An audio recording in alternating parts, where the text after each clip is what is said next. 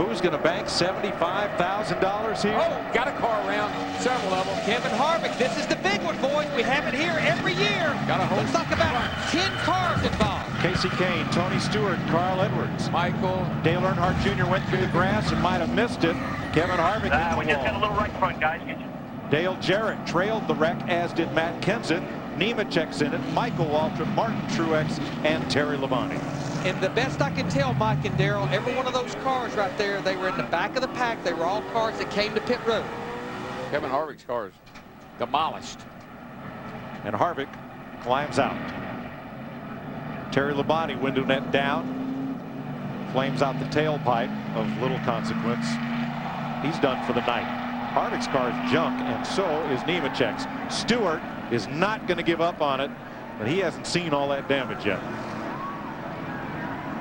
That's a mad crash car right there. And that's a couple of mad drivers right there as well. Yeah, something happened up here off at turn 4. Somebody got sideways or got into somebody. I couldn't tell exactly what happened. We'll take a look at it here maybe in a minute. Just remember, these two drivers had an altercation in the Gatorade 150 back in Daytona as well with each other. Joe Nemechek and Kevin Harvick not pleased. This is always a race of great excitement, fever pitch, and that includes the temper and frustration level as well. High expectations. You come in here with high expectations, that creates big disappointments. The red flag is out, and the rule here under red flag conditions is different than your normal points race. Yes, these guys can work on their cars under red flag. Casey Kane limping down pit road. That took out just about everybody. Gordon. Well, Darrell, let's have a look. Yeah, you see, that doesn't look good right there. Red flag. Here we come. Somebody gets loose back in here.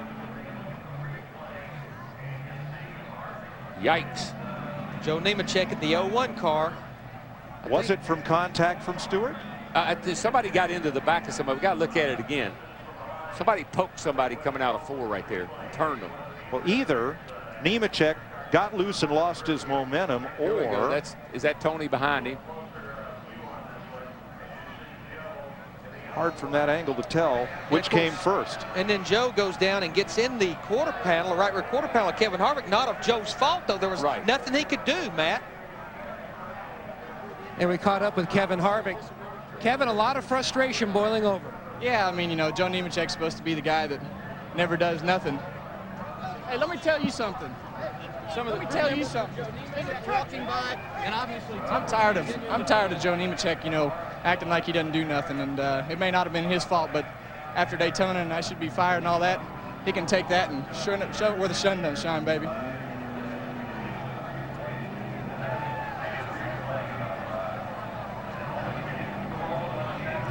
Full moon Saturday night. This was Harvick walking away from the car with a steely gaze toward Joe Nemechek as the accident unfolded. The replays thus far inconclusive as to whether Nemechek's car got loose and was hit by Stewart, or whether there was contact that precipitated the spin. But the result, 9 or so cars pretty badly damaged. Pretty smart guys. They don't take their helmets off till they get to kind of growling at each other.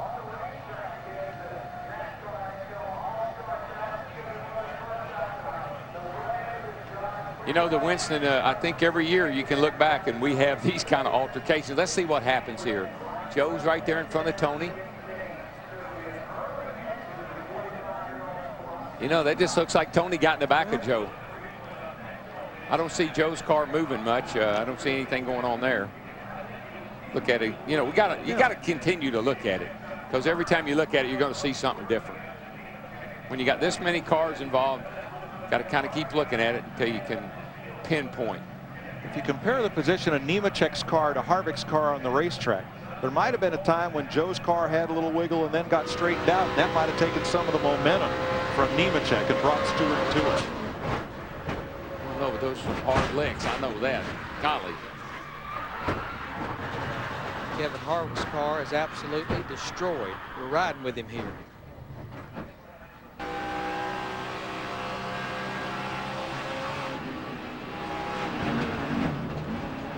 Well, Well, there's only 3 people that really know what happened.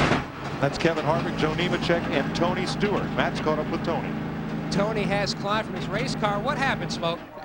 I don't know. Come off a 4 and got straight there, and somehow got in the back of the 01. I didn't speed up, so I don't know what happened. I don't know if he got loose or something or what. He was having problems after he came out from the pit stop before. But it's a shame. This is the car I wanted to bring back next week, so I don't know. Knew something was like it's going to happen. Bad thing is I'm not so sure I didn't cause it tonight, but I don't honestly know. I mean, I don't know why I run into him when we come off the corner at the same speed, and then all of a sudden I run into him. I don't know how that happens. We talked a lot about drivers that want to bring a car here and then also carry it over to the 600. And DW, like you said, you want to bring a car that you don't have to worry about if something happens to it. Yeah, and it never fails. I've done it myself. I say, okay, I'm going to run this car tonight, and I want to save it for next week because it's such a great car, and it'll get torn up every time. No, Darrell, we've looked at a few replays. I don't see fault here. This, to me, I see a car that maybe loses a little bit of forward bite and the field accordions. I don't know when you're racing inches apart.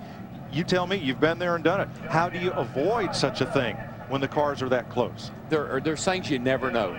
When you're the guy that hits the guy in front of you, did he lift? You know, you're not sure. Did something happen that, because like Tony said, I ran into the back of him. He admitted that.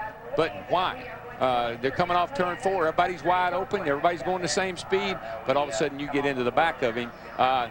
We'll never know until if we had gauges on everything and we could see gas pedals and brake pedals and steering wheels and everything else, maybe we'd know. While that happened, one crew was celebrating. Mark Martins, as his driver, took the lead from Elliott Sadler. And behind them, all this, 9 cars piled up. Matt? Caught up with Michael Waltrip now. The whole right side of your car is destroyed. What did it look like through your windshield, Michael? It looked like I was going to get the whole right side of my car destroyed. I mean, it happened. There wasn't anywhere whatsoever to go. Usually I do pretty good when it's which way's my hat turned? If I can throw it right now. Napa. Usually I do a pretty good job when there's a big crash like that, weeding my way through it, but I think I got in the grass and lost control of my car. And so instead of being able to try to pick my way through, I slid a little ways, and when I got to sliding, people started hitting me, and it was just a mess. And I don't know what caused it. Will you tell me? There's a lot of difference of opinions on this one. Well, you'll have that in big-time auto racing. Especially in this type of an event. What about the finish of the Open? I've never seen anybody spin anybody out any cooler than Brian Vickers did. He spun out Bliss and almost made it look like it was Bliss's fault. But it wasn't. It was his fault. But he did it so well that you really couldn't tell. So he got to be in the Nextel All-Star Challenge. I'm real proud that I brought my Napa Chevy back to the truck, and I feel good, and we'll come back and get them for 600 miles next week. I got a lot of great sponsors: Bass Pro Shops, Coca-Cola, Aaron's, Sales and Lease Ownership, Oreo Cookies, and you got everybody there. Thank you. 35 laps complete. The red flag is out and the wall is smudged. It's the Nextel All-Star Challenge. It's one of those full moon Saturday nights.